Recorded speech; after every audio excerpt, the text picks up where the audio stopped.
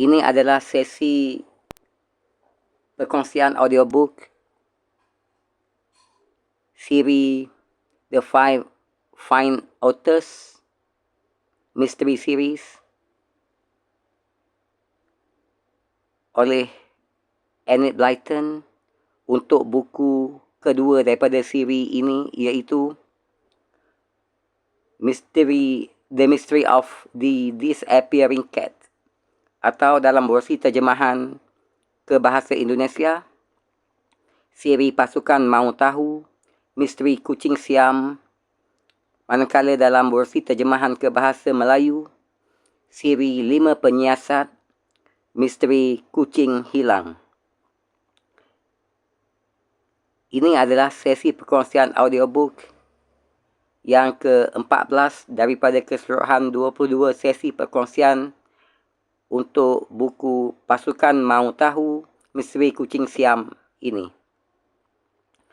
Enid Blyton, Pasukan Mahu Tahu, Misteri Kucing Siam. Ilustrasi oleh Mary Girnat, e-book oleh Nurul Huda Karim, nurulkarim@yahoo.com. Penerbit PT Gramedia Jakarta 1982. Ini adalah versi terjemahan ke bahasa Indonesia untuk buku The Five Fine Authors Mystery Series, The Mystery of the Disappearing Cat by Enid Blyton, first published in Great Britain July 13, 1944 by Mitwin and Company Limited, all rights reserved. Versi terjemahan ke bahasa Indonesia, Pasukan Mahu Tahu, Misteri Kucing Siam, alih bahasa oleh Agus Setiadi, GM 81.064, Hak Cipta Terjemahan Indonesia, PT Gramedia Jakarta. Hak cipta dilindungi oleh undang-undang, diterbitkan pertama kali oleh penerbit PT Gramedia Jakarta 1981, anggota IKAP 1, cetakan pertama September 1981, cetakan kedua September 1982. Dicetak oleh percetakan PT Gramedia Jakarta. Bab 1, Anak Besar di Rumah Sebelah. Bab 2, Pak Tuping Jahat. Bab 3, Luke memang baik hati. Bab 4, Bu Trimble. Bab 5, Pak Tuping, Buster dan Pak Gun. Bab 6, Duck Queen hilang. Bab 7, Luke didakwa mencuri. Bab 8, Berbagai indikasi. Bab 9, Pak Gun beraksi. Bab 10, Pip dan Bats bertamu. Bab 11, Pergi ke sirkus. Bab 12, Melindungi teman. Bab 13, Luke mendapat bantuan. Selanjutnya, bagi sesi perkongsian audiobook, bacaan buku Pasukan Mahu Tahu, Misteri Kucing Siam untuk sesi perkongsian audiobook kali yang ke-14 daripada 22 sesi perkongsian keseluruhannya ini, akan kita lanjutkan lagi perkongsian bacaan kita bermula daripada Bab 14, Pak Gun Curiga. Bab 14, Pak Gun Curiga. Pada suatu hari, Bu Hilton masuk ke kebun. Ia tercengang ketika melihat kebun sayuran tahu-tahu sudah begitu rapi. Dipandangnya kebun itu sesaat sambil melongo. Kemudian dipanggilnya Pip dan Bats. Ibu tersenyum sayang. Pip, Bats, Kalian memang anak-anak yang baik. Kalian mencabuti rumput liar di kebun sayuran selama tukang kebun sakit tanpa mengatakan apa-apa padaku. Aku senang sekali, nak. Bat sudah membuka mulut untuk mengatakan bahawa bukan dia serta Pip yang melakukannya, tapi Pip menatapnya dengan tampang yang begitu galak, begitu garang, sehingga Bat cepat-cepat menutup mulutnya kembali. Tapi kini mukanya memerah. Muka Pip juga menjadi merah. Kedua anak itu merasa tidak enak kerana dipuji untuk sesuatu perbuatan yang sebenarnya bukan mereka yang melakukannya. Tapi bagaimana mereka bisa mengaku berterus terang tanpa menyebabkan Luke terbongkar rahasianya? Hampir sama tidak enaknya dipuji tanpa sepantasnya dipuji, seperti halnya dipersalahkan untuk sesuatu yang bukan kita yang melakukannya. Fikir Pip. Wah, kurasa sekarang aku dan Beth terpaksa menyiangi kebun itu sedikit, supaya bisa dengan tenang mengaku telah bekerja, walau bahagian yang terbesar sebenarnya dilakukan oleh Luke. Kawan-kawan mereka tercengang ketika melihat Pip dan Beth menyiangi rumput liar dalam kebun sayuran. Kedua anak itu merasa benar-benar berjasa sekarang. Luke tertawa melihat mereka. Beth mencabuti setengah dari selada yang disemaikan tukang kebun, katanya bercerita. Rupanya ia mengira tanaman itu rumput liar. Tapi tak apa, Beth. Masih cukup banyak selada yang tersisa dalam kebun. Pada suatu siang, Pak Gun berjumpa dengan Fatty yang sedang lewat bersama Buster. Dipanggilnya anak gendut itu. Aku ingin berbicara sebentar denganmu, Frederick, kata Pak Gun dengan gaya sok penting. Polisi desa itu mengeluarkan buku catatan hitamnya yang besar dari dalam kantung, lalu membalik-balik halamannya. Maaf, tak sempat, kata Fatty dengan sopan. Aku sedang berjalan-jalan dengan Buster. Kau berhenti di tempatmu sekarang, kata Pak Gun mulai marah. Ku katakan tadi, ada sesuatu yang perlu ku katakan padamu.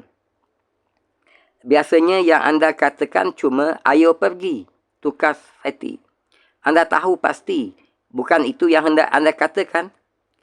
Kapan-kapan, anak muda, kapan-kapan kau pasti akan ditahan kerana menghina polisi, kata Pak Gun dengan suara geram.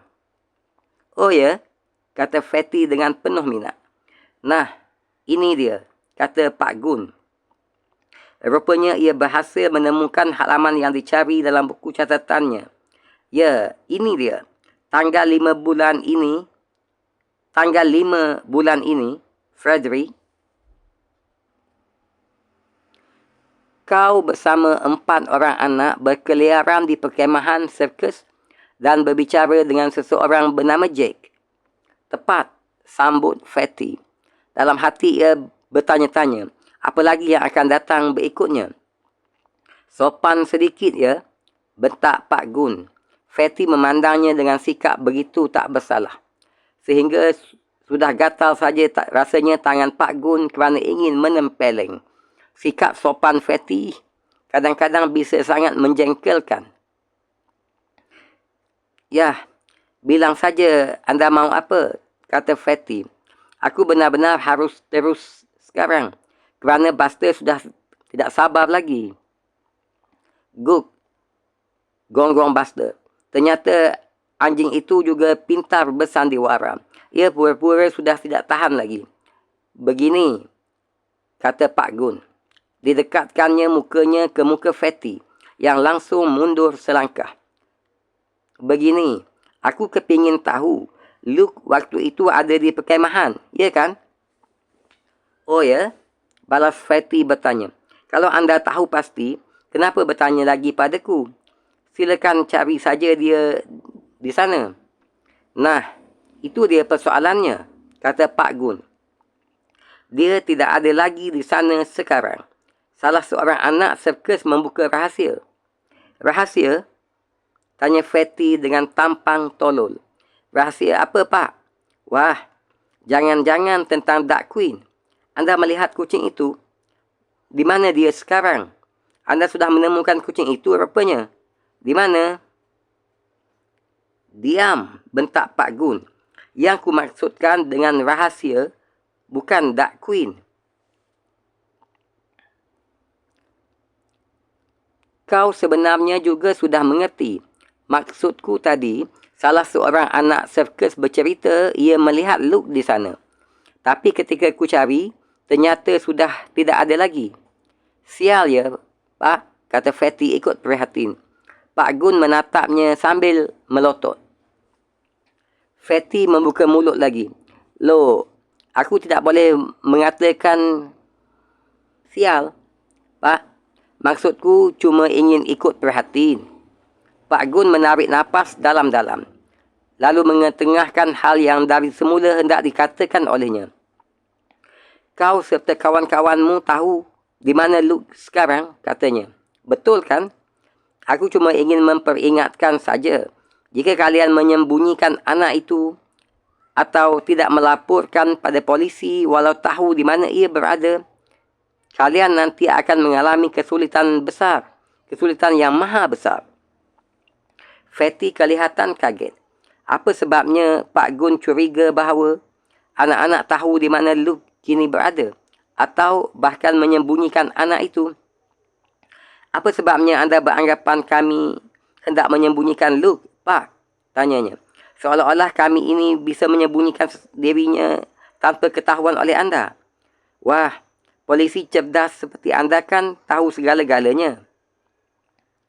Ya, lebih banyak yang ku ketahui daripada sangkaan kalian, kata Pak Gun.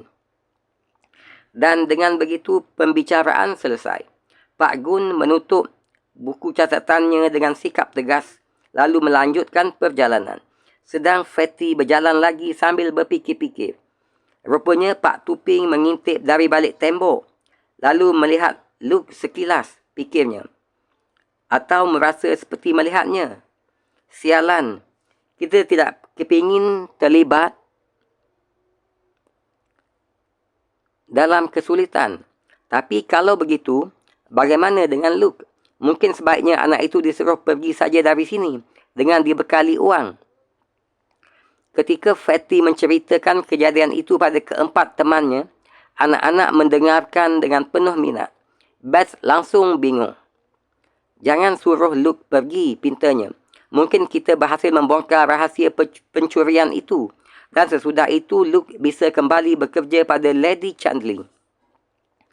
Kita takkan bisa membongkarnya, kata Fatty dengan nada suram. Ternyata kita tak secerdik sangkaan kita sendiri. Kurasa bahkan Inspektor Jenks pun takkan berhasil menyebabkan misteri Dark Queen. Oh ya, seru Daisy dengan segera. Ia teringat kembali betapa ramah sikap Inspektor Jenks pada mereka pada liburan Paskah yang lalu, ketika mereka berhasil membongkar rahasia suatu kejadian misterius. Betul, Inspektor Jenks. Aku sampai lupa padanya. Tidak bisakah kita menghubungi dia dan melaporkan perkara Luke padanya? Aku merasa pasti Pak Inspektor takkan memasukkan anak itu ke penjara. Tentu dia mahu menyimpan rahasia kita. Begitu pendapatmu, kata Larry. Yah, pokoknya aku sama sekali tidak melihat jalan keluar daripada musibah ini. Jika si Ayo pergi menggeledah kebun rumah Pip, pasti Luke akan ditemukannya di situ. Kecuali anak itu, nanti kita pun akan mengalami kesulitan besar. Yuk, kita laporkan saja urusan ini pada Pak Inspektor. Dia dulu kan mengatakan selalu bersedia menolong kita apabila bisa. Aku suka pada Inspektor Jenks, kata Beth. Ah, kau ini, pada siapa pun kau selalu suka, kata Pip. Siapa bilang? Aku tidak senang pada Pak Tuping atau Pak Gun, tukas Beth. Yuk, kita laporkan saja segala-galanya pada Pak Inspektor. Kurasa ia pasti mahu mengerti. Aku akan meneleponnya, kata Fatty. Teman-temannya memandang dirinya dengan kagum. Menurut pendapat mereka, Fatty hebat. Berani menelepon orang yang menurut Beth merupakan polisi yang tinggi sekali kedudukannya. Ternyata Fatty menepati janji. Ia pulang ke rumah, menunggu dulu sampai tak ada orang lain yang bisa ikut mendengarkan. Lalu memutar nombor telefon kantor polisi di kota besar tempat Inspektor Jenks bekerja. Untung baginya, inspektor itu kebetulan ada di kantor. "Ah, ini Frederick Trotterville," kata petugas polisi itu dengan suara ramah. "Apa khabar? Mudah-mudahan semua dalam keadaan sihat." "Ya, aku masih ingat pengalaman kita yang menarik selama liburan Paskah yang lewat. Ketika kau bersama teman-temanmu berhasil membongkar teka-teki pondok yang terbakar. Harus kuakui, kalian hebat waktu itu. Dan sejak itu, ada lagi misteri lain yang berhasil kalian selidiki sampai terbongkar."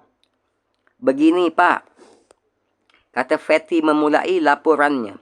"Di sini ada suatu misteri yang tidak bisa kami pecahkan. Sungguh, tidak bisa. Aku tidak tahu apakah anda sudah mendengar laporan mengenainya. Ada seekor kucing hilang, seekor kucing yang sangat berharga.